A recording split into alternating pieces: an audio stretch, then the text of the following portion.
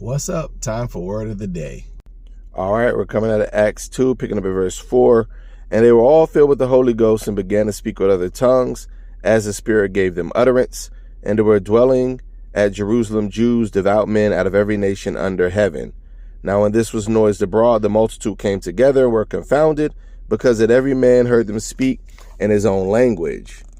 And the Bible also tells us they were all amazed and marveled, saying one to another, Behold, are not all these which speak Galileans? And how hear we every man in our own tongue, wherein we were born? All right, 1 Corinthians 14, picking up verse 26. How is it then, brethren, when you come together, every one of you hath a psalm, hath a doctrine, hath a tongue, hath a revelation, hath an interpretation? Let all things be done unto edifying.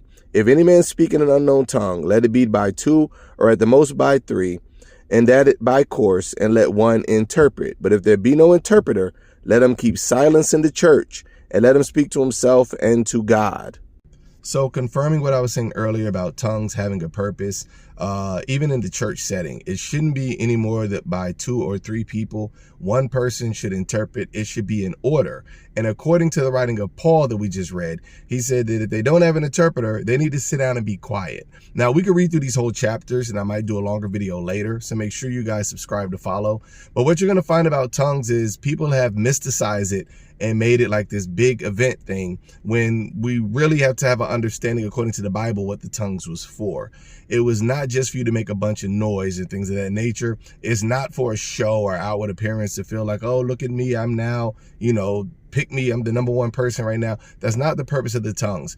God would use tongues to convey the message of the gospel in another language. So we didn't have, Rosetta Stone. We didn't have all those different translators back in the day in the biblical time. So it would have been a miracle for a person who's a Galilean, who, probably didn't go too far from their home village to begin with, because Galilee was considered more of a lower class society. For them to be able to speak all those languages was indeed a miracle. And it was a purpose for them to convey the message of the gospel. So if you have the gift of tongues or there needs to be an interpreter in the church service. It doesn't need to be more than by 2 or 3 people, according to the writings that we just read in Corinthians. And from seeing and reading this now, you see a lot of places are out of order. We want to pray for them that they would get back in order. And if they don't have an interpreter, then they would sit down and be quiet. Let me know what you think in the comments. I'm going to do a longer video because I only had a few minutes to do this short right here. But I want to definitely hear your comments and see what you think about this. Thanks.